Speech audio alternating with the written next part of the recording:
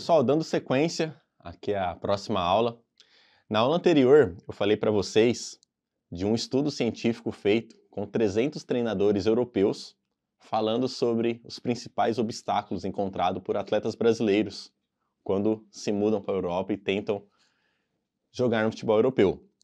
Eu trouxe esse estudo nessa aula aqui hoje, então esse artigo, como vocês estão vendo ali, está em inglês, depois eu traduzi o estudo todo para a gente fazer essa aula aqui. Eu acredito que seja uma das aulas mais importantes que nós vamos trabalhar. Eu já fiz essa aula com muitos atletas, já fiz muita palestra mostrando esse artigo, e eu tenho, assim, feedbacks excepcionais de atletas que falaram, cara, isso aí mudou minha performance em campo, isso aí melhorou muito meus resultados, porque, mais uma vez, é validado cientificamente, não é opinião, não é o que as pessoas acham. Isso aqui é o que esse estudo comprovou, que se você trabalhar isso que esses treinadores falaram, você consegue mudar os seus resultados. E eu acho que o legal aqui é você entender que não é a opinião de um treinador europeu, de 2 ou de 10. São 300 treinadores europeus falando sobre comportamento, falando sobre postura, dentro de campo e fora de campo, que é o que vocês vão ver mais pra frente. Eu não vou mencionar o nome de muitos atletas que eu trabalhei aqui, até para preservar a identidade de todos. Eu tenho atletas praticamente em todos os clubes que vocês imaginarem, pelo menos pelo Brasil, e alguns também fora do Brasil. E por uma questão ética, eu não vou falar o nome deles, mas os melhores resultados que esses atletas tiveram foi após esse trabalho. Então leve essa aula muito a sério, estude essa aula, realmente se empenhe. Essa aula eu vou realmente exigir capacidade cognitiva sua, eu quero que você pense, eu quero que você raciocine, porque essa aula é realmente fantástica. Tenho certeza que isso aqui vai mudar o seu comportamento dentro de campo, vai mudar os seus resultados. Então tenha papel, tenha caneta, ou um lápis, ou pode escrever no celular. Eu sempre recomendo que você escreva num papel. Quando você escreve, o teu feedback neurológico é diferente de quando você digita. Quando você escreve, você memoriza melhor do que quando você digita. Por isso que na escola você tinha que levar papel e caneta. Imagina se você fosse na escola e não levasse, não escrevesse nada, você não ia aprender nada. O feedback neurológico da escrita, ele é muito mais potente do que você digitando. Mas é claro, se você está num alojamento, se você está num ônibus, dependendo de onde você estiver, você não consegue escrever e está tudo bem. Mas se você tiver oportunidade, realmente escreva. Pega um caderno, escreve à mão, porque eu te garanto que o resultado é outro, tá? Como eu falei para vocês, pessoal, na última aula, essa lista mostrou 71 jogadores brasileiros. Como nós já conversamos, são jogadores que não desaprenderam a jogar futebol, são jogadores extremamente técnicos, o exemplo do Gerson, o Pedro, Guilherme Arana, Vitor Roque, Gabigol, enfim, essa lista é enorme, tem o Adson também, enfim, é uma lista realmente muito extensa. E por que, né, que esses atletas não dão certo? Foi o que esse estudo mostrou aqui, para você ver ali uma parte que está grifado, 300 treinadores de várias nacionalidades, cobrindo a parte técnica, a parte tática, a parte física e a mais importante, que eles chamam de fatores comportamentais, que é o que nós falamos na aula anterior. São os seus comportamentos, é a sua postura, o que você faz. E eu sou repetitivo propositalmente porque essa informação tem que ser armazenada na sua cabeça. E todas as informações que nós armazenamos é através da repetição. Então, por isso eu estou sendo repetitivo. Então, aqui você vai aprender sobre comportamento. Olha que legal. Vamos lá.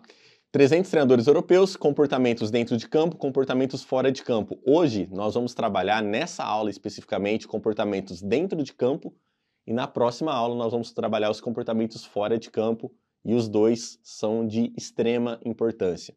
Não adianta você ter dentro de campo e não ter o comportamento fora de campo, você precisa ter os dois, obrigatoriamente os dois. Quando você vê os resultados, você vê que 91% fala que predominantemente comportamental. É esse o problema da maioria dos jogadores brasileiros. Vou traduzir aqui para vocês. A análise de dados revelou que os desafios encontrados por jogadores brasileiros na Europa são predominantemente comportamental, 91%. Seguido por dificuldades táticas, 7%. Nós sabemos que na Europa a parte tática ela é diferente do futebol brasileiro. A parte física, apenas 2%. E aqui está faltando a parte técnica. Na parte técnica, fala o seguinte: em termos técnicos, jogadores brasileiros costumam exceder as expectativas dos treinadores europeus. mas encontram barreiras psicológicas e comportamentais que limitam a sua performance e a sua continuidade nas equipes. Pessoal, eu joguei na Europa e eu posso afirmar que isso é verdadeiro. Eu sofri com isso também. Meus primeiros 6 meses foram dificílimos. Você que está assistindo essa aula na Europa, ou fora da Europa, enfim, algum lugar fora do país, ou fora da sua cidade, você sabe como a mudança é difícil. Mas eu quero falar para você, principalmente que está assistindo essa aula na Europa, você sabe realmente que isso é verdade. Nós não sofremos na Europa tanto na parte técnica. A parte técnica do futebol brasileiro ela é muito privilegiada. A parte física a gente se adapta. Nosso cérebro se adapta a absolutamente tudo. O nome disso é neuroplasticidade. Na parte tática a gente aprende a jogar do jeito que eles querem. Mas a diferença do comportamento europeu não é a mesma. É muito, muito surreal comparado ao futebol brasileiro. Profissionalismo, mentalidade, competitividade, intensidade, tudo isso, comportamento. Por isso que 91% desses treinadores falaram que é comportamental, tá? Então, te falo pela minha experiência, se você quer jogar futebol na Europa, trabalhe esses comportamentos que nós vamos listar aqui hoje dentro de campo e os comportamentos que nós vamos listar fora de campo, tá bom? Então vamos lá, comportamentos dentro de campo. Após cada comportamento, eu sempre vou colocar um videozinho de exemplo para você ver o quanto isso é verdade. Para você ver que isso não é uma opinião, que isso não é um achismo. Mais uma vez, sendo repetitivo, se você não viu a primeira aula, eu não trabalho com achismo, eu não trabalho com opinião, eu trabalho com fatos. Você vai ver em todos os vídeos que é um fato. Se você trabalhar isso, realmente faz diferença, tá? Então, o que eu aconselho para a gente fazer esse trabalho? Eu aconselho primeiro que você aplique de acordo com a sua posição, tá? Por exemplo, algumas dessas regras que os treinadores europeus falam é a coragem para jogar, que se eu não me engano é a regra número 3. Só que a coragem do zagueiro é diferente da coragem do atacante. A coragem do goleiro é diferente da coragem do lateral. A coragem, óbvio, em si é um comportamento, mas é diferente. Por exemplo, a regra número 4, que vai falar sobre agressividade, marcação firme, eficiente, a marcação do atacante é diferente da marcação do zagueiro. Então, faça uma adaptação dessa regra que o treinador europeu fala, são 7 regras que os treinadores listaram, de acordo com a sua posição, de acordo com o que você acha ali na sua posição que você pode fazer, beleza? E segundo, o que eu quero que é o mais importante? Eu não vou te dar resposta pronta. Não tem caminho fácil, não tem caminho curto. Eu quero realmente estimular o teu pensamento. Hoje nós vamos trabalhar um estímulo cerebral que vai fazer você raciocinar. Um estímulo cognitivo, fazer você pensar, fazer você refletir. Então o que eu vou fazer? Eu vou te mostrar a regra, eu vou mostrar para você o título da regra e a descrição da regra. São 7 regras. Você vai pausar o vídeo. O título você pode copiar, o título da regra você pode copiar. O texto, eu te aconselho, eu te oriento que você leia 1 vez, 2 vezes, 3 vezes se for necessário, é um texto curto, pequeno. E depois que você lê, você faça um resumo aí no seu caderno ou aí no seu celular do que você entendeu. Porque quando você estiver resumindo com as suas próprias palavras, o seu entendimento é maior e a sua memorização é maior. Ou seja, você nunca mais vai esquecer isso, se você realmente fizer dessa forma. Agora, simplesmente, se eu falar para você a regra é isso, ler o texto para você e você vai para o próximo, esquece. Daqui 3 meses você já não vai lembrar de quase nada. Então, não tem resposta certa, não tem resposta errada, ninguém vai ver esse teu caderno, ninguém vai ver esse teu celular. Simplesmente pausa o vídeo, leia a regra e faça um resumo com as tuas próprias palavras. Não precisa ser um resumo extenso de 5, 10 linhas, mas também não precisa fazer um resumo de 1 linha. Estimule o teu cérebro. Dentro de campo, você está usando o teu cérebro, então acostume o teu cérebro a ser estimulado, trabalhar a capacidade de raciocínio, que é o que nós vamos fazer aqui hoje. Então, a primeira regra para esses treinadores europeus é a comunicação em campo e busca pelo protagonismo. Então, como eu te disse, você pode pausar o vídeo agora, copiar o título número 1 e o texto eu recomendo que você leia, releia, leia e releia, de 3 a 4 vezes, é um textinho curto. Depois você faça o resumo e aí você dê play no vídeo para a próxima regra. Então, a comunicação em busca pelo protagonismo, eu vou ler aqui para você. No futebol europeu, a comunicação é mais do que gritar bola ou reclamar com o árbitro. Comunicação é leitura de jogo partilhada, é alinhar movimentos defensivos, orientar colegas, pedir bola com autoridade e clareza e, sobretudo, demonstrar mentalidade de protagonista. Protagonista é aquele cara que quer o jogo, aquele cara que quer participar, que ele não fica se escondendo. Os jogadores brasileiros, por vezes, falham aqui. O idioma é o primeiro obstáculo, mas o problema maior é cultural, a hesitação em pedir bola e assumir o jogo. Como o Guardiola costuma dizer, ter a bola é o motivo pelo qual todos querem ser jogadores. No futebol europeu, um jogador que não pede a bola, que não se posiciona para recebê-la e que não quer ser a solução durante a partida, acaba por ser substituído pelo sistema e não pelo técnico. Então o que está falando aqui, tem a questão do idioma, obviamente, concordo, na Suécia eu não falava sueco, tive que aprender a falar inglês, então um conselho, uma dica, independente do lugar que você esteja, se você quer jogar na Europa, aprenda a falar o inglês. Tem diversos jogadores que já falaram, fui negociado, cheguei no time, não consegui falar o idioma, isso prejudicou a minha performance. Imagina você estar num treino sem entender o que o teu treinador fala, sem conseguir conversar com seus companheiros, então a primeira dica é essa, estude o idioma, é para o seu bem, para o seu desenvolvimento. O teu cérebro muda quando você estuda um novo idioma, ele fica mais forte, ele fica mais poderoso, mais potente. Só que o que você está vendo aqui, o idioma não é o maior problema. O maior problema é cultural. O brasileiro não gosta de pedir a bola, de ser protagonista, de aparecer para o jogo. Muitas vezes, o brasileiro, ele gosta de se esconder da partida. Ele se esconde do jogo. Então, faça um resumo do que você entendeu dessa regra, e aqui eu vou te mostrar o primeiro vídeo, um vídeo do melhor treinador do mundo, né, na opinião de muitos, talvez para muitos um dos melhores treinadores da história, e aí você fala se essa regra faz sentido ou não.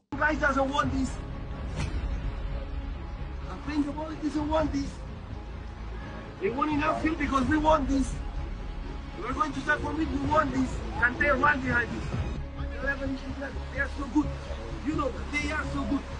And this is the challenge. This is like prove ourselves again. We prove. We are good, okay? I'm here. You are good. They run a lot because we play with this. With that. I hate the most is when you don't want the ball. I hate it. We train every day for that. You have permission to make a mistake. You have permission to lose. You have permission for everything. But you have permission to go set time on the ball. Primeiro vídeo que o Guardiola fala sobre a importância de você ter a bola, de você querer a bola, de você ser participativo, de você chamar a responsabilidade. Ser protagonista não é ser fominha. Ser protagonista é você querer participar do jogo, é você não se esconder do jogo. Falando mais uma vez, sendo repetitivo. Então seja protagonista. E mais uma vez, é diferente o protagonismo do atacante e do zagueiro. Mas se você é um zagueiro, se apresenta para receber a bola do goleiro, na hora que você recua para ele. Se você é lateral, se apresenta para receber a bola do volante, para receber a bola do zagueiro. Se você é atacante, não fica atrás do zagueiro adversário, se apresenta para receber a bola. E o próximo vídeo vai falar sobre isso. Você desejou ser jogador de futebol lá na sua infância porque você gosta de ter a bola no pé. Ninguém... eu quero ser jogador só para ficar correndo. Não, todo jogador gosta de ter a bola. Todo jogador tem que gostar de ter a bola. Isso que ele falou nesse primeiro vídeo. E nesse segundo vídeo vai falar sobre isso também. Olha que interessante. ¿Por qué te gusta tanto el fútbol? Como jugador porque aceptaba que me ganaran, pero cuando el contrario te quitaba el balón, yo siempre he pensado que todos los futbolistas del mundo de pequeños se hicieron futbolistas por el contacto del balón, no por otra cosa, esta. Luego hay muchas otras cosas importantísimas, pero la fundamental es que todos se hicieron futbolistas porque un día en la calle, en cualquier sitio, le dieron patadas a un balón. Y creo que tenemos el deber de que esto nunca olvidarlo, porque los jugadores juegan por eso. Por esto, y he intentado esto siempre. Es decir, yo cuando jugaba en el barrio jugaba y quería el balón y atacar, y cuando me robaban el balón, lo tenían otros, a mí me molestaba. Yo en esto sí que soy muy egoísta, el balón lo quiero para mí, eso sí que si el contrario lo tiene, yo no te espero, yo te lo voy a quitar, que sepas que te lo voy a quitar.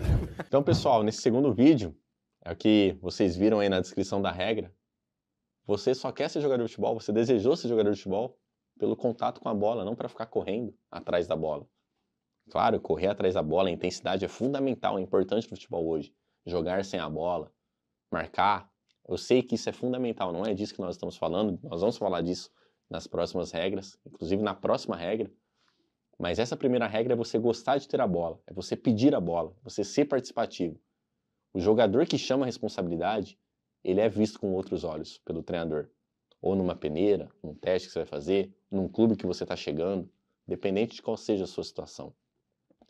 Então vamos partir para a regra número 2. Competitividade intensa. Talvez uma das regras mais cobradas do futebol europeu. E não só do futebol europeu, mas também do futebol de uma forma geral. No Brasil também se cobra muito competitividade hoje em dia. E o futuro é ser competitivo. E eu já expliquei na última aula o que é ser competitivo. Não é simplesmente não gostar de perder. Então a segunda regra é competitividade intensa. E aí, mais uma vez, pausa o vídeo, copie o título, leia a descrição e faça o seu resumo e eu vou ler aqui para você agora. Competitividade intensa. Disputar todas as bolas é uma lei não escrita no futebol europeu. Aqui, a técnica é admirada, mas o que realmente inspira respeito é a capacidade de lutar por cada centímetro do campo. Muitos brasileiros crescem acreditando que a técnica os salvará. Não é assim por aqui. O adversário europeu valoriza cada duelo individual, cada segunda bola, cada dividida, como se fosse o lance decisivo da final de uma Champions League. Isso é o que eu chamo de agressividade positiva, uma virtude que exige fome e sede competitiva, algo que precisa ser ensinado e vivido diariamente no treino. Então olha que legal, diariamente no treino. Por quê? Porque é o treino que te condiciona para o jogo. As pessoas normalmente tiram o pé no treino e querem jogar bem na hora do jogo. Isso não existe. Você treina 3, 4, 5 vezes na semana e joga 1. É no treino que você condiciona o teu corpo, que você automatiza os teus movimentos, que você deixa os seus movimentos automáticos. Então, quanto mais competitivo você for no treino, mais competitivo você vai ser no jogo. E muitos atletas que me procuram falam, eu sou competitivo, eu quero ser competitivo no jogo, mas eu não consigo. E aí você vai ver, ele não é competitivo no treino. Você não vai conseguir. Teu cérebro está adaptado a fazer o que você faz repetidamente. Se você não é competitivo no treino, você não vai ser competitivo no jogo. Então seja competitivo, brigue por cada bola. Só que olha que interessante, exige fome e sede competitiva, algo que precisa ser ensinado e vivido. Então isso aqui não é que você nasce com isso, você pode ser ensinado, você pode desenvolver. É o que eu te falei na última aula. Talento você vai desenvolvendo, você nasce com talento e vai desenvolvendo, mas comportamento também. Eu já trabalhei com atletas que eram 0 naquela nota de competitividade, o cara falou, cara, eu sou 0 competitivo. E o cara se tornou competitivo. Porque o nosso cérebro ele é plástico, a neuroplasticidade permite que o nosso cérebro mude, que ele se transforme. Então, se você está assistindo isso, você não é competitivo, você deu uma nota baixa para a tua competitividade, você consegue trabalhar isso. Então, essa regra é fundamental. E eu trago como exemplo aqui o Diego Ribas, que provavelmente, acredito que todos vocês que estão assistindo conheçam o Diego Ribas. Ele é daqui da cidade de Ribeirão Preto. Tive o prazer de trabalhar com 2 sobrinhos do Diego Ribas e contaram várias histórias do Diego, algumas até que eu não sabia.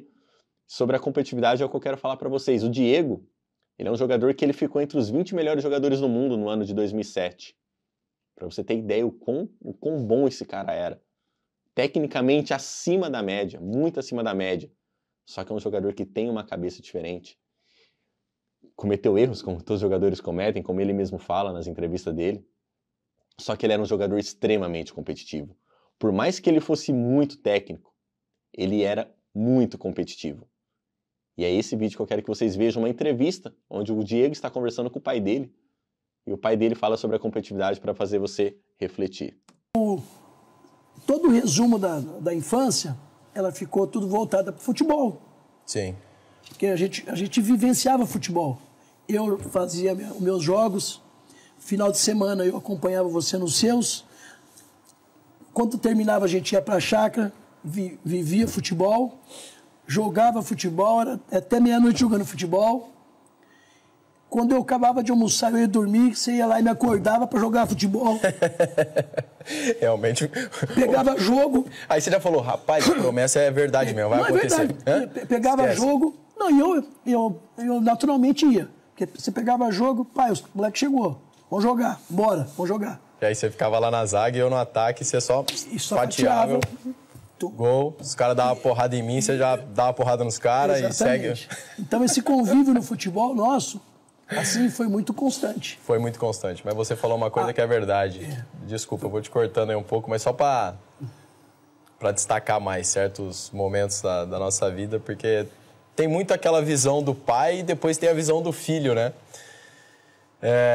Mas você falou uma coisa muito importante, que é a presença. Você sempre foi um pai muito, muito presente dentro de erros e acertos, muito mais acertos que você cometeu, mas sempre muito presente na nossa vida, na vida dos filhos, né? Desde o apoio e o esforço em pagar uma escola particular que eu tive a oportunidade de estudar, que era muito difícil, você sempre trabalhando muito, minha mãe sempre dando tudo que podia, de presença, de educação. Você conseguiu entregar o que é mais valioso, na minha opinião, assim, da criação e da relação do pai com o filho, que é a presença constante no jogo, fora. Aí a gente tinha as discussão, debate, apelava, e aí você, dentro do jogo, às vezes os caras estão discutindo, e você, vai, toca aqui, toca lá você. E a gente tinha esse debate, né? Eu e você, então, sempre muito competitivo. Exatamente. Os adversários não entendiam nada. Falavam, rapaz, os caras estão querendo ganhar. Mas o que eu falo, eu sempre cito esse detalhe, porque o futebol, se você não for competitivo, você não vai virar jogador. Uma coisa é fato.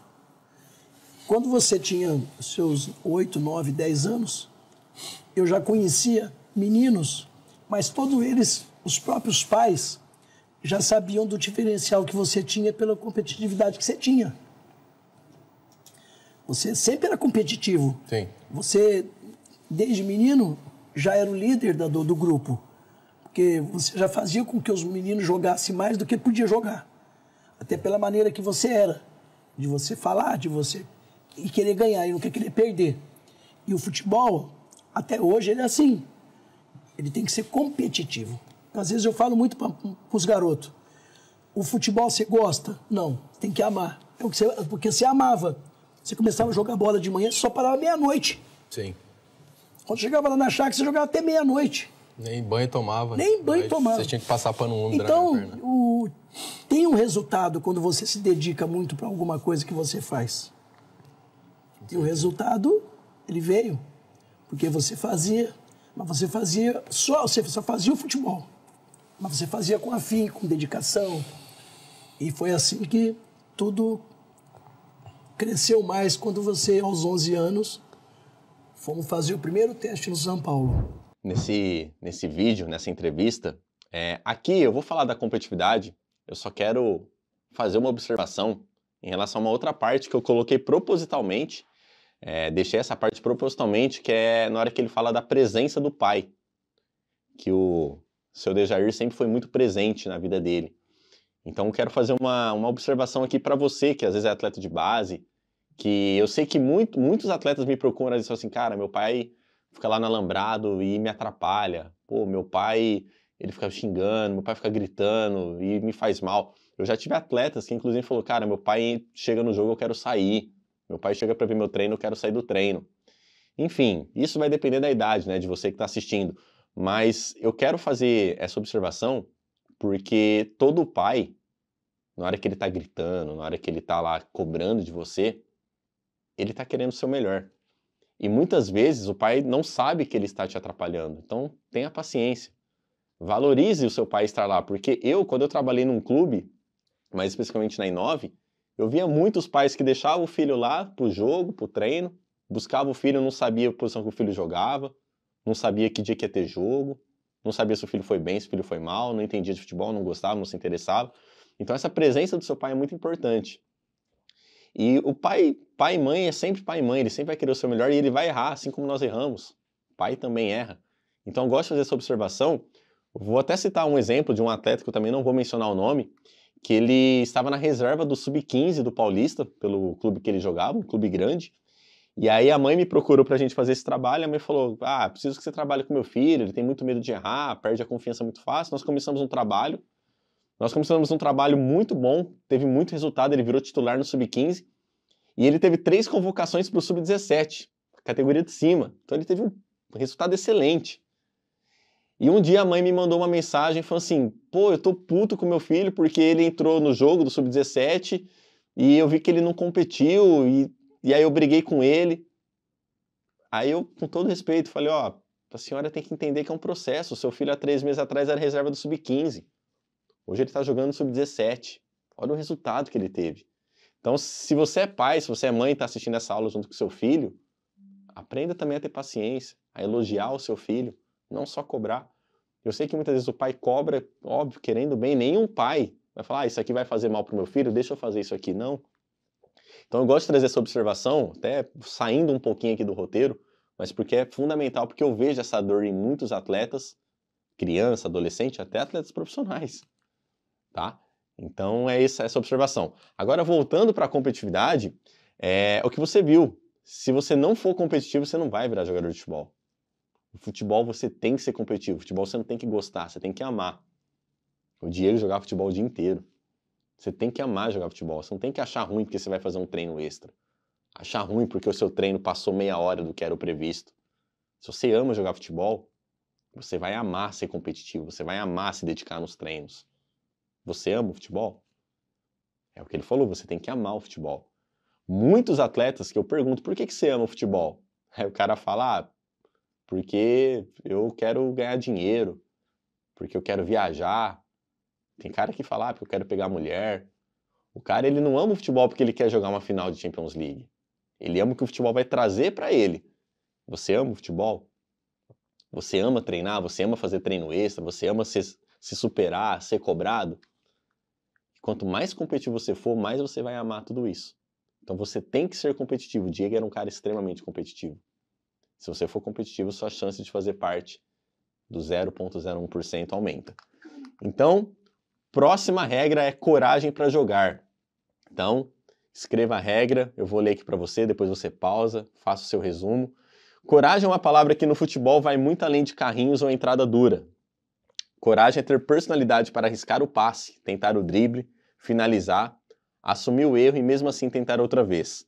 O medo de falhar, muito comum em jovens brasileiros, muitas vezes paralisa o talento. O jogador europeu não hesita tanto, sabe que o futebol é um jogo de decisões rápidas e, sobretudo, de aceitar que o erro faz parte do processo. Jogar para a plateia ou deixar-se travar pelo efeito audiência é sinal de imaturidade. O jogador maduro arrisca e assume. Esse efeito audiência foi algo que no curso que eu fiz no Barcelona falava muito sobre isso. O efeito audiência é a plateia, é a torcida, a plateia que eles falam lá fora, né? A torcida te xingando, te cobrando. E muitas vezes o jogador tem medo de errar por conta disso. E o Barcelona fala muito sobre isso. O erro faz parte do jogo. O erro faz parte do processo. Então o medo de falhar muitas vezes paralisa o jovem brasileiro. Por isso que você viu que a lista mostra atletas sub-23, muito atleta jovem. Então, você tem que ter personalidade para arriscar um passe, para tentar uma jogada. Quanto mais personalidade você tiver, melhor. E aí, mais uma vez, de acordo com a sua posição. O zagueiro não vai arriscar o mesmo passe do meia. O atacante não vai arriscar o mesmo passe do lateral. Mas você tem que ter coragem. O futebol exige coragem. E não é da noite para o dia que você cria coragem. É algo que você vai trabalhando todo dia. Você vai trabalhando todo dia. É a teoria da escada, né? Um passinho de cada vez. É um degrau de cada vez. Você não vai... Se você tentar subir 3 degraus de uma vez numa escada, você cai. Então, assim, é um degrau de cada vez. Vai um pouquinho por dia aumentando essa coragem. E olha que legal que o Abel Ferreira fala sobre a coragem. Não pode só jogar bem. Ele tem que arriscar o cruzamento, ele tem que arriscar o remate, mesmo que falhe. Eu estou farto de dizer isso. O jogador tem que... Não, passa e dribla e passa. Não, tem que ir para cima. Tem que ir para cima e perder a primeira, como faz o Estevão, e vai a seguir. Qual é o jogador que mais chuta na nossa equipa? Sabem quem é? Estevão. E é o que mais falha, mas é o que mais arrisca. Por isso é que eu venho aqui e que lhe pagam o que pagam por ele. E é esta coragem, esta audácia que temos que ter em todos os jogos. Você vê, cara, um treinador português falando o que o brasileiro deveria falar. Vai pra cima, tem que ir pra dentro. Não tenha medo de errar. Né? Não tenha medo de errar. Você tá entendendo? Aí eu pergunto, você que é pai, como seu filho vai ter essa autonomia, essa coragem, se por pequenos erros em treinos ou em pequenas partidas, coisas simples, você o tempo todo está gritando no pé do ouvido dele? Você vai estar criando um menino altamente dependente de você. E você quer ajudar seu filho. Essa forma que você está ajudando o seu filho? De forma nenhuma, cara. Ao contrário, se ele errar, você tem que, se você tiver que falar, que você não deve nem falar nada para ele. Vá de novo, tente de novo. Porque isso é ensinamento que não fica só pro futebol. Fica pra vida. Né? Fica pra vida. Porque a vida é desse jeito. Você tá vendo aqui a coragem para jogar. Eu não sei onde que o Estevão está hoje, enquanto você está assistindo essa aula. Talvez ele ainda esteja no Chelsea, seleção brasileira. Só que no Palmeiras ele era o jogador que mais errava. Era o jogador que mais arriscava. Porque tem muita coragem. E o Chelsea pagou o que pagou por ele. Um time, quando vai comprar um jogador, não fala, não vou comprar esse jogador porque ele erra. O time ele vai procurar um jogador que tem coragem, um jogador que sabe reagir ao erro, que é uma das regras que nós vamos falar aqui. Então tenha coragem para arriscar. Porque isso faz muita diferença no seu futebol. Os melhores jogos da sua vida, você teve coragem para arriscar. E os piores jogos da sua vida, talvez você não teve. Então tenha coragem, como o Abel Ferreira falou nesse exemplo do Estevão, que é algo que o futebol europeu vai te cobrar sempre. Não só o futebol europeu. Futebol em qualquer lugar. A próxima regra, regra número 4, marcação firme e eficiente. No futebol de hoje, marcar bem é condição para jogar. Se não defender, não joga. Isso é regra. O brasileiro, historicamente, vê a marcação como um fardo, algo destinado aos menos talentosos. Na Europa, não há espaço para essa mentalidade. A postura agressiva, sem violência, aquela capacidade de pressionar o portador da bola com intensidade e inteligência, encurtar espaço e cortar linha de passe, é uma arte que se aprende e se exige aqui. Não é facultativo. Jogadores que não marcam simplesmente não sobrevivem. E vendo essa regra, talvez você tenha se lembrado, não sei se você já viu, depois você pesquisa, o Luiz Henrique, na época treinador do PSG, não sei onde ele está hoje quando você assiste essa aula, mas o Luiz Henrique falando com o Mbappé sobre a importância do atacante marcar, fazer pressão no zagueiro. Recentemente, na final da Liga dos Campeões, o Dembélé marcando saída de bola, pressão. Mas atacante meia não precisa marcar. Precisa marcar. É o que está escrito aqui. Historicamente, o jogador brasileiro vê a marcação como um fardo. Aquilo lá que só quem não é talentoso tem que fazer. Não, o futebol mudou. Mas o Romário não marcava. O Romário jogou bola nos anos 90 e 2000. O futebol hoje você precisa ter essa marcação. É claro, um atacante não vai marcar da mesma forma que um zagueiro marca. Mas você precisa ter essa postura agressiva dentro de campo. A agressividade não é violência. Você é um jogador que marca firme. Que chegue firme, que seja eficiente na marcação. Não ser aquele atacante que toma um drible bobo, toma drible fácil, um meia que não corre para ninguém, que a gente fala no futebol. Então você tem que ter essa marcação, porque isso vai fazer muita diferença.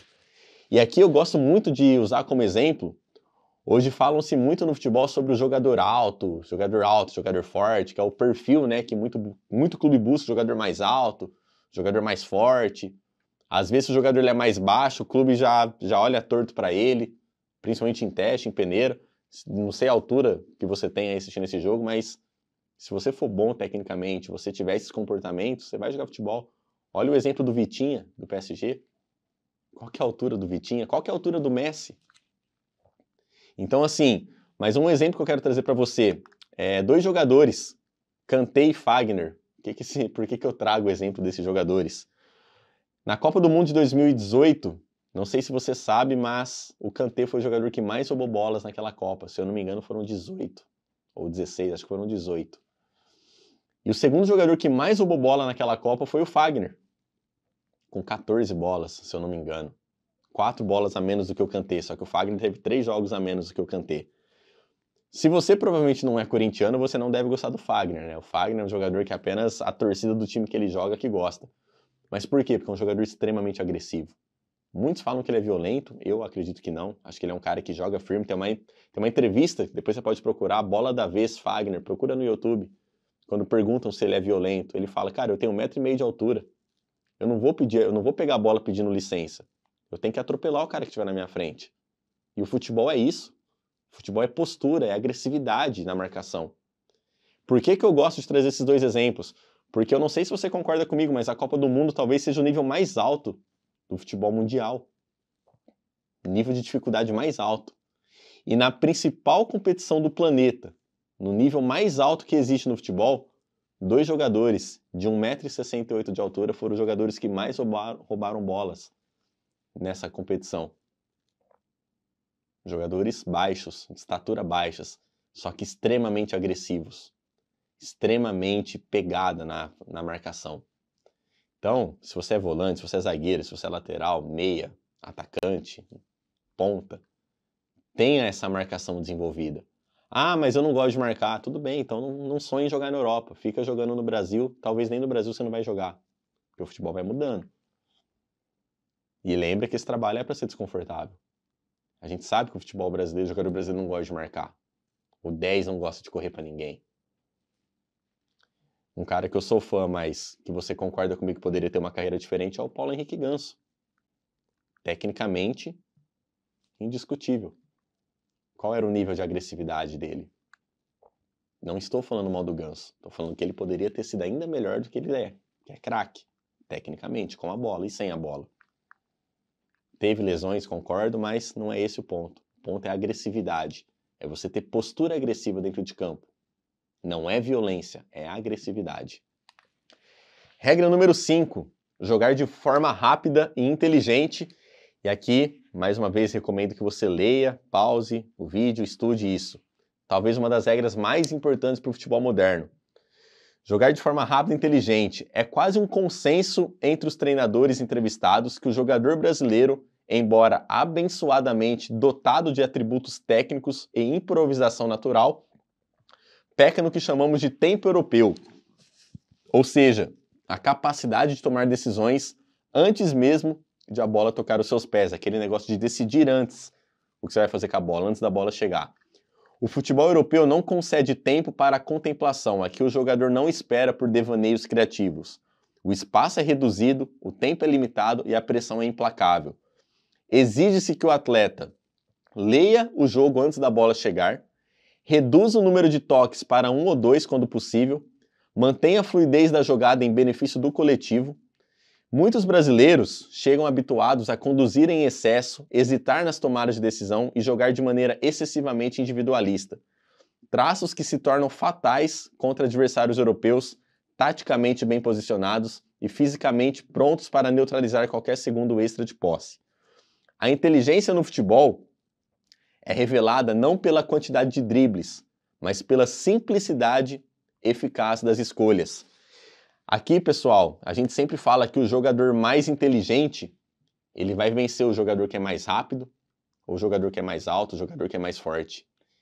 Quando você é um jogador inteligente, você consegue aprender a jogar com 2 toques, você se torna um jogador mais rápido dentro de campo, porque a inteligência vence a velocidade.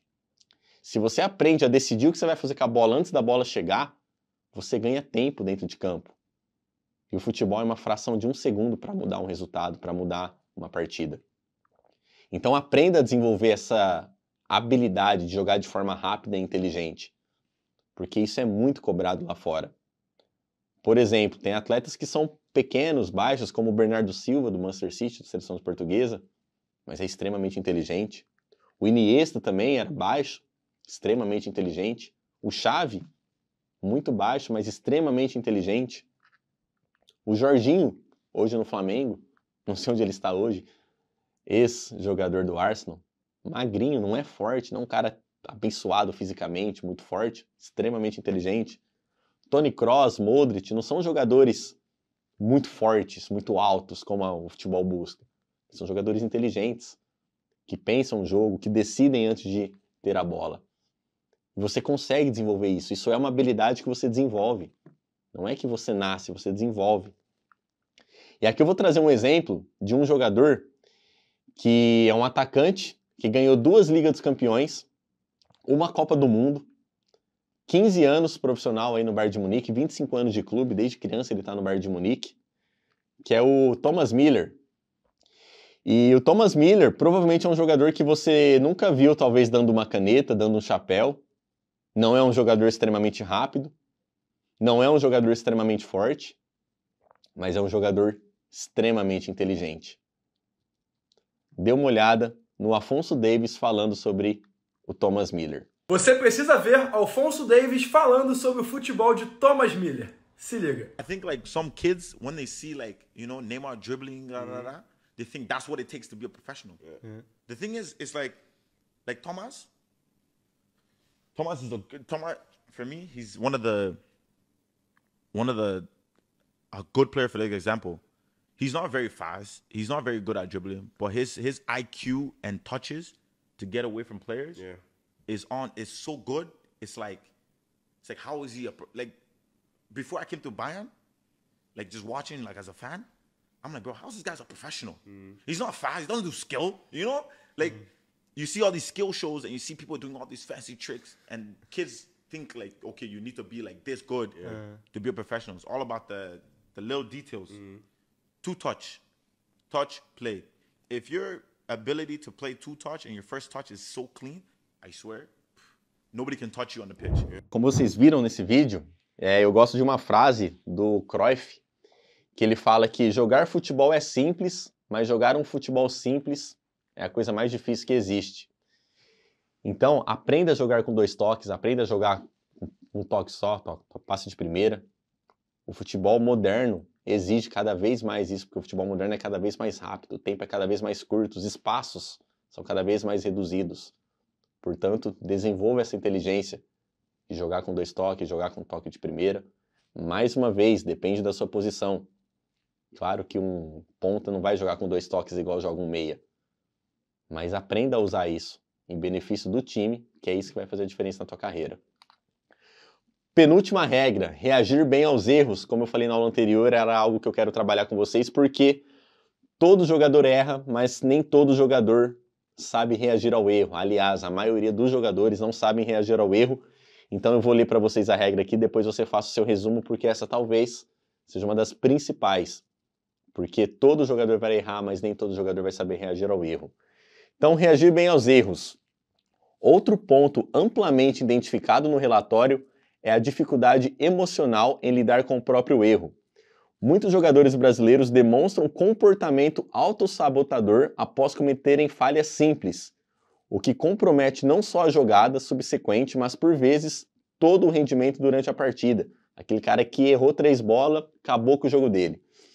No futebol europeu, os grandes nomes se distinguem pela capacidade de processar o erro de forma quase instantânea, redirecionar o foco para a próxima ação, manter o equilíbrio emocional sob pressão, ou seja, a resiliência comportamental é uma virtude silenciosa que sustenta grandes carreiras. O atleta que permanece remoendo mentalmente cada erro perde não apenas tempo, mas confiança, leitura de jogo e conexão com o momento presente. Nós vamos falar disso também. Características indispensáveis em competições de alto nível. Então, pessoal, aqui nessa regra, é muito importante, nós vamos ter uma aula apenas sobre o medo de errar, sobre reação ao erro. Só que você precisa entender que o teu cérebro, ele tem uma capacidade atencional que se você souber tirar proveito disso, o teu nível de performance vai mudar para sempre. O nosso cérebro tem uma capacidade atencional que a gente chama de atenção seletiva. Você coloca a sua atenção aonde você quiser. Vou te dar um exemplo. Até agora, nesses 42 minutos de aula, você não estava prestando atenção na sua respiração. E agora você está. Você não estava prestando atenção no dedão do seu pé. E agora você está. Isso é uma capacidade atencional que você direciona o teu foco e a tua atenção para onde você quiser. E é aqui que está o segredo. O teu cérebro não foca em 2 coisas ao mesmo tempo. O nosso cérebro é multitarefa. Ele faz 2 coisas ao mesmo tempo. Você consegue escrever uma mensagem enquanto teu pai e tua mãe falam com você. Só que na hora que você estiver digitando a mensagem, você não está mais ouvindo o que ele está falando. Ou a sua namorada, a sua esposa. Então, pessoal, você precisa aprender a usar isso a teu favor. Dentro de campo, se você erra e está pensando no erro, você não consegue focar na próxima bola, que é o que eu vou te ensinar mais pra frente. Você não consegue pensar no que você vai fazer na jogada seguinte, porque você está focando no erro. Aprenda a direcionar o teu foco e a tua atenção para a próxima bola, que é o que está escrito aqui, ó. Redirecionar o foco para a próxima ação. Errou. Desculpa a palavra. Liga o foda-se que a gente fala no futebol. Foca na próxima bola. Usa o teu foco a teu favor, porque aquilo que você coloca foco cresce.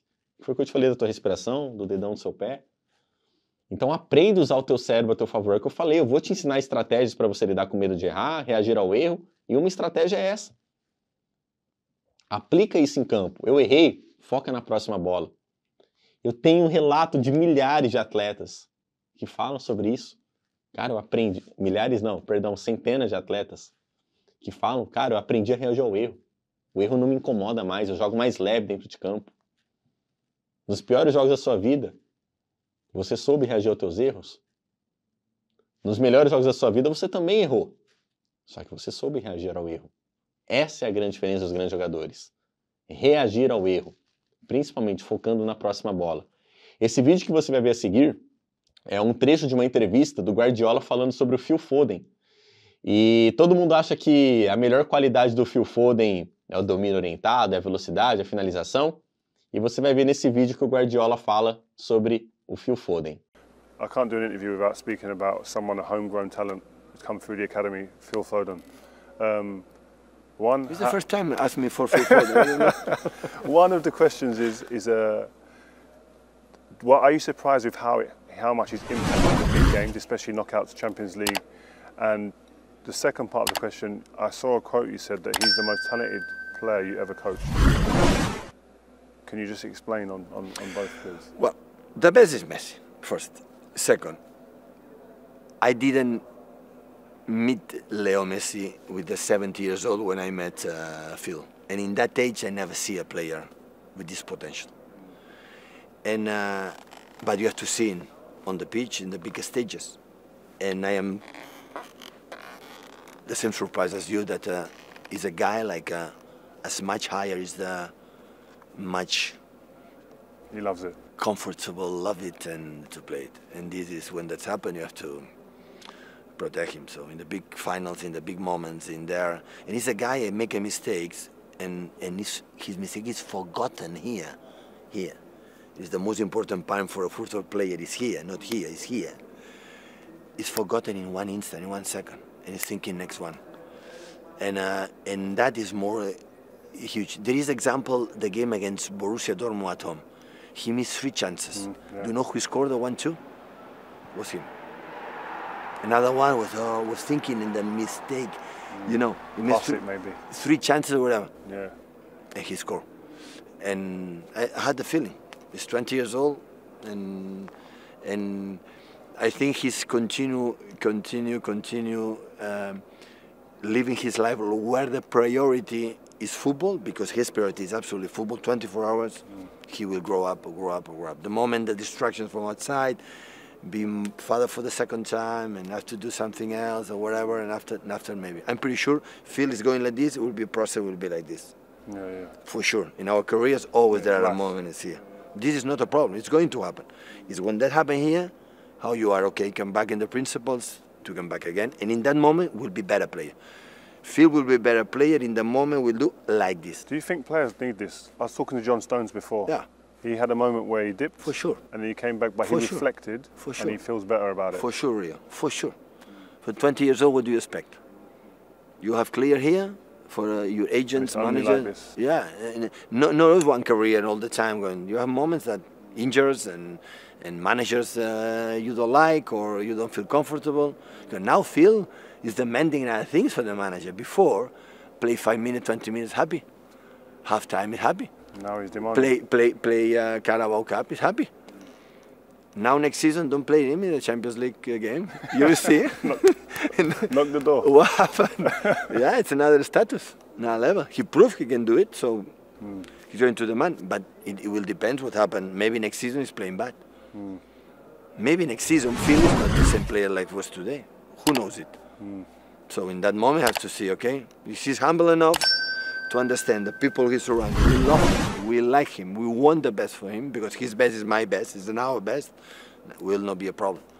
But if he thinks, no, he's punished me, or it's aggression, or he doesn't want, now, my friend, change will be a problem. So, but I think he's going to do it because he lives for football. Então, pessoal, o que você viu na regra do reagir ao erro que o Guardiola falou é que o Phil Foden ele tem uma capacidade muito boa de esquecer o erro, que é justamente o que está escrito lá na regra.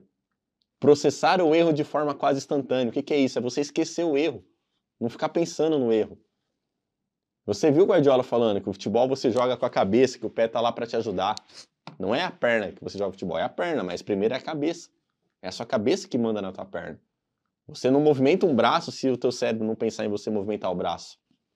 Então, se você aprende a usar o teu cérebro dentro de campo e você estar no comando do teu cérebro, você não vai sofrer pensando no erro. Isso é uma habilidade que você desenvolve. E aqui tem o que você precisa fazer para isso. Então vamos para a regra número 7. Última regra, que é a questão do comprometimento, como eu falei na aula anterior, do seu nível de treino, se ele é 100%. Comprometimento máximo. A maioria dos treinadores concordou que muitos brasileiros chegam com a crença de que seu talento técnico basta para compensar qualquer deficiência de comportamento e atitude. Este é um equívoco grave. No futebol europeu, treina-se como se joga. Entrega-se o máximo de cada sessão. O profissionalismo no treino é o primeiro indicativo do sucesso em campo. Jogadores que não demonstram em cada treino a mesma seriedade, dedicação e intensidade que se espera em um jogo oficial, raramente permanecem no elenco por muito tempo, independentemente de suas qualidades técnicas. O futebol é um ambiente meritocrático. Quem não oferece 100% nos treinos, simplesmente não será capaz de entregar 100% em campo. E clubes de elite não toleram menos do que isso. Então, se você quer jogar na Europa, conversa com qualquer jogador que jogou na Europa. Eu te falo, quando eu estive lá, é cobrado que você treine da forma que você quer jogar. Vou te mostrar um videozinho que vai falar sobre isso. Só que muito jogador não faz isso, é o que está escrito aqui, ó. Quem não oferece 100% no treino, não vai ser capaz de entregar 100% no campo, na hora do jogo. Então você tem que se entregar ao máximo. Pelo menos lá na Suécia, que é o país que eu morei por mais tempo, os treinadores falavam, 95% não serve. Se você saiu de casa para dar 95% no seu treino, você perdeu um dia de treino. Começa a aplicar a regra do 100%, que é o comprometimento máximo. É você entregar 100% em cada treino. Se você sair do treino e você não está morto, você perdeu um dia de treino, que você nunca mais vai recuperar na sua vida. Enquanto isso, tem uma outra pessoa treinando mais forte que você que pode roubar teu lugar. Então você precisa se comprometer, você precisa parar de acreditar nessa história que o futebol brasileiro fala, que a parte técnica é a mais importante, porque não é. Vai no futebol amador aí da sua cidade, vê quantos jogadores tecnicamente tem no futebol amador e por que não viraram jogadores? Ou quantos jogadores técnicos que poderiam estar na Europa e não permaneceram na Europa? Então, você precisa ter esse comprometimento. Você precisa estar 100% dedicado no que você está fazendo. Não é fácil, porque exige mais gasto de energia. Nosso cérebro não quer isso. Só que é essencial. Essencial. É uma regra indispensável. Está escrito ali. Clubes de elite não toleram menos do que isso. Então, se você não se comprometer 100%, você não vai permanecer no clube da Europa. E provavelmente nem num clube do Brasil. E aí não adianta você culpar o seu treinador. Esse vídeo que eu vou mostrar para vocês agora é do Bruno Guimarães. O Fernando Diniz foi treinador do Bruno Guimarães, ainda na época do Audax. E o Bruno Guimarães, hoje seleção brasileira, jogou Copa do Mundo. Provavelmente vai jogar a próxima. Atualmente está no Tottenham. Enfim, uma carreira admirável, que não dá nem para falar absolutamente nada da dedicação desse cara. E é justamente nisso que ele se destaca, segundo o Fernando Diniz. É na dedicação. É na dedicação que esse cara se destacava. E eu não quero que você acredite em mim. Eu quero te provar isso com você vendo esse vídeo. E tem o jogo de Bruno Guimarães, né, Diniz? Pô, isso aí... Falei pra vocês. O Bruninho é o seguinte, cara. Eu falo pra... É um dos caras que fala assim, ó... Você pegar o teu filho e fala assim, ó... Exemplo, é o Bruno Guimarães. Porque o Bruno é um cara que queria ser bom em qualquer coisa que ele fosse fazer na vida. Por quê? Pô, porque o cara tem uma determinação, ele tem um foco, ele é o cara, é comigo, eu faço. Ele nunca fala não pra nada. Ele ia ser bom taxista igual o pai dele, ele ia ser advogado bom, médico bom, policial, tudo o que ele fosse fazer, ele ia fazer bem. Aqui, mentalmente, ele é um cara muito especial. Um pouco assim, o Cafu foi muito assim também, eu acho, sabe? Que é outra referência que a gente tem, porque é difícil você falar, não dá pra você falar pro cara ser igual o Romário. Ou igual o Matheus Pereira, igual o Ganso. Agora, o Bruno, ele é o cara que ele vence assim pela determinação e ele não tem parada. O Bruno continua, ele tá lá no Newcastle, já disputou uma Copa e ele tá subindo ainda. Ele não tá no platô. Ele tá assim, ó. Porque ele não para. Ele não para de evoluir, ele não para de crescer, ele não para de estudar. Então ele é um cara, você fala, meu filho, esse aqui, o Bruno Guimarães, é o cara para você copiar, porque isso aí é possível fazer. Você precisa, ter força mental, você precisa ter dedicação, você precisa ir atrás das coisas. Esse cara, ele é muito especial, esse menino. E você que deu esse up. Eu conheço... Você conhece ele desde o Audax, eu falei isso, eu tô falando para vocês agora, e é uma coisa que eu falei para ele quando ele subiu para jogar comigo, que ele teve 2 momentos. Ele subiu, e ele era tão abaixo fisicamente que ele não conseguia competir. Mas era tão bonito de ver ele treinar, porque ele parecia que ele ia morrer depois do treino. De tanto que ele se entregava e não conseguia ganhar dos caras. Porque ele tinha uma... que na fisiologia chama maturador tardio clássico, sabe? O cara que demora para maturar. Então ele era muito mais fraco que os caras. Muito mais. Só que meu irmão, o cara dava metade do que ele podia ganhar dele. Ele dava 200. Eu falava pros caras, esse aqui que é exemplo. É esse aqui, você tem que copiar isso. Falava pros caras, ele nem jogava. É esse aqui. Então, como você viu nesse vídeo, o Fernando Diniz falando, o Bruno Guimarães entregava 200% no treino. Só que, infelizmente, ele não tinha maturação, ele ainda não tinha maturado, que a gente fala no futebol. Que ele tinha um maturador tardio, né? Maturador tardio clássico, que a pessoa demora para ficar forte, demora para o corpo se desenvolver. Só que mesmo magrinho, ele entregava 200%, e é o que o Diniz falou. Esse cara é o exemplo. Esse é o cara que vocês têm que copiar. Por mais que ele não jogasse, por conta da parte física, só que ele entregava 100%. E aí, mais uma vez, observa que nesse vídeo o Diniz fala, não tem como você pedir pro cara copiar o Ganso, copiar o Romário. O talento desses caras é o talento desses caras. Mas o Bruno Guimarães é um cara que dá pra você copiar, como o Diniz falou. Por isso que o Diniz fala que o Bruno Guimarães ia ser bom em qualquer coisa que ele fizesse na vida dele. Se ele fosse taxista, se ele fosse médico. Porque é um cara que entrega 100% naquilo que ele faz. Você está entregando 100% em tudo que você faz? Você está entregando 100% na academia, no treino, fora de campo, durante o jogo? Então, se você não estiver, é um bom momento para você mudar. E o último exemplo que eu quero falar aqui agora, sobre o Danilo, lateral da seleção brasileira, atualmente no Flamengo. O Danilo, não sei se vocês sabem da história dele. O Danilo, quando estava no Santos, ele recebeu uma proposta do Porto. E aí ele foi para o Porto de Portugal e ele não teve um bom desempenho. E aí o Danilo entrou numa lista de jogadores que poderiam ser negociados, que o Porto ia se desfazer. E o Danilo ficou sabendo que ele estava nessa lista e ficou puto. E ele falou que ele não queria ser mais um jogador que bateu na Europa e voltou para o Brasil, como vocês vão ver no vídeo. E aí ele começou a mudar o quê? Atitude, comportamento. E aí você vai ver o que ele fez para isso acontecer. Vocês chegam hoje 2 horas antes do treino e o que vocês fazem? Porque aí eu acabo respondendo a sua pergunta. Naquele momento eu falei, pô, ou eu cheguei aqui, ou eu sigo adiante e tenho que mudar minha postura, ou eu vou voltar pro Brasil. E eu não quero ser aquele jogador que veio na Europa, passeou um pouquinho e voltou pro Brasil, entendeu? Então eu comecei a reparar os caras do meu time que faziam a diferença. Ou seja, Hulk, Jackson Martinez, João Moutinho, que era o pessoal naquele momento que no time fazia realmente a diferença nos jogos. Que eram mais experientes também. Então eu comecei a reparar isso. O que eles faziam? Eles chegaram essa 1h30, meu irmão, é pra academia, trabalhar força, trabalhar core, ir pra fisioterapia, ver os detalhes de mobilidade, de tudo, esse tipo de coisa. E isso te coloca mais dentro do dia a dia do clube também. Então quer dizer, você prepara o corpo, mas te prepara também mentalmente. Outra coisa, eu era habituado a treinar de uma forma e depois jogar de outra. Eu aprendi que treino é jogo e jogo é jogo. Não existe você treinar, beleza, na hora do jogo eu vou mudar a minha cabeça. E eu, pelo menos, não funciona assim. Então eu comecei a treinar da maneira como eu queria jogar também, entendeu? Então esse foi um processo no qual, a partir daí, joguei um joguinho melhor, comecei a estar melhor fisicamente, um pouco mais explosivo. E aí aquela sensação vai te dando, é gostosa. Então, como você vê no vídeo, o que ele mudou? Ele começou a treinar do jeito que ele gostaria de jogar. Lembra? Você tem que treinar do jeito que você deseja jogar. O treino vai te condicionar para o jogo. Então é interessante você ver que nesse vídeo ele falou, eu tenho que mudar minha postura, eu tenho que mudar minha atitude. E aí tem cara que fala, não, mas o Danilo não é bom. Aí o Danilo estava na lista de negociados do Porto e na hora que ele mudou a postura dele, o que aconteceu com ele? Foi vendido para o Real Madrid, que é o maior clube do mundo para muitos. Do Real Madrid ele foi para o Manchester City. Do City ele foi para a Juventus. Jogou Copa do Mundo, hoje está no Flamengo, um dos maiores clubes do país, independente do time que você torce.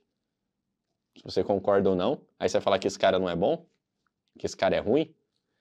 Tem um atleta que eu acompanho ele há alguns anos, 3, 4 anos, e eu lembro que no começo do trabalho ele falava, esse cara é ruim, esse cara é bagre.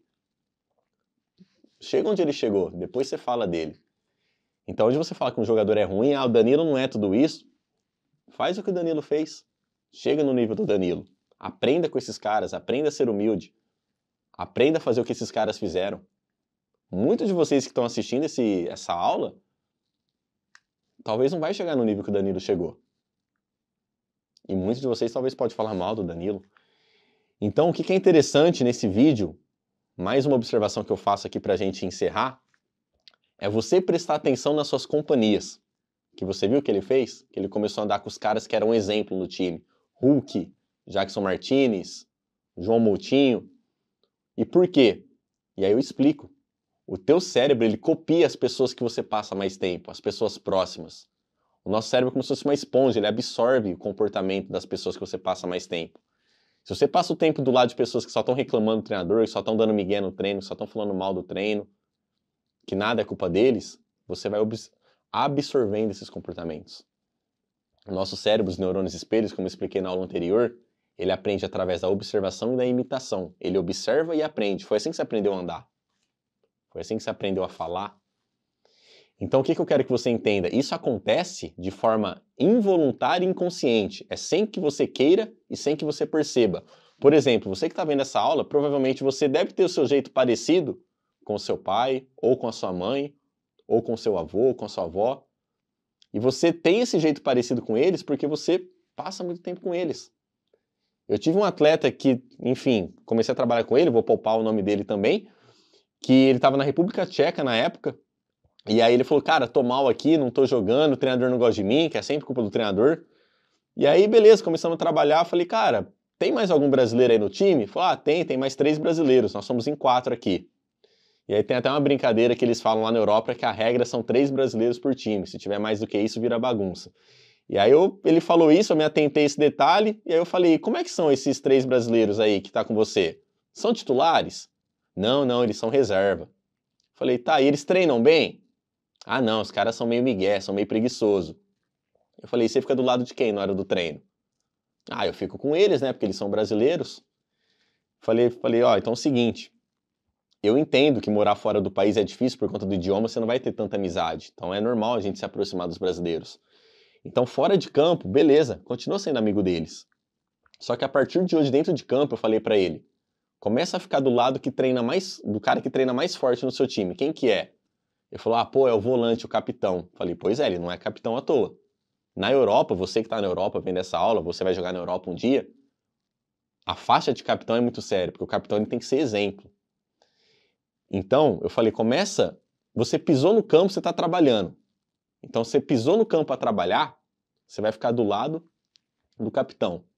No campo não, no complexo, né? Na hora que ele chega no estádio, ele tinha que ficar com o capitão do time e tentar fazer tudo que esse capitão fazia. Mesmo sem conversar, sem falar o idioma. Tentar acompanhar o capitão. 2 treinos ele voltou a ser titular. Se destacou no campeonato e foi vendido para a Croácia. Tá ganhando 3 vezes mais que ele ganhava na República Tcheca. Por quê? Porque ele mudou a postura dele, ele mudou a companhia dele dentro de campo na hora do treino, porque ele estava lá para trabalhar, enquanto os outros meninos só ficavam reclamando. Então presta atenção nisso. Presta atenção nas suas companhias e principalmente presta atenção nas suas atitudes, como eu falei na aula anterior. Por quê? Mais uma vez sendo repetitivo, você está saindo dessa aula com conhecimento que você não tinha no início. Só que você precisa ter a atitude de colocar em prática. Eu não sei se você realmente escreveu da forma que eu falei. Se você foi preguiçoso, você não escreveu, não anotou no celular, o problema é seu. Você não está enganando a mim, você está enganando a você. Agora, você tem um conhecimento que é totalmente aplicável. Só que se você não aplicar, mais uma vez eu te falo, você perdeu 1 hora da sua vida aqui comigo. Então aplique esse conhecimento, porque eu tenho inúmeros feedbacks de atletas que aplicaram isso aqui e o resultado que eles tiveram foram assustadores. O resultado acontece, porque como eu já falei, você muda o seu comportamento, você muda o seu resultado. Então tenha atitude de estudar isso. Não pega essa folha ou esse bloco de notas e deixa aí e nunca mais leia ele. Tenta ler ele toda semana. Tenta todo domingo à noite, antes de começar a semana, você ler, para você realmente aprender isso. Decorar é diferente de aprender. Para na hora que você for no treino, você não vai levar teu celular, você não vai levar tua folha. Isso aí tem que estar na sua cabeça. Então, você tem que aplicar isso da melhor forma que você puder aplicar. E cada um aqui vai aplicar de uma forma. Só que a diferença é realmente você aplicar. Te vejo na próxima aula que nós vamos falar sobre os comportamentos fora de campo.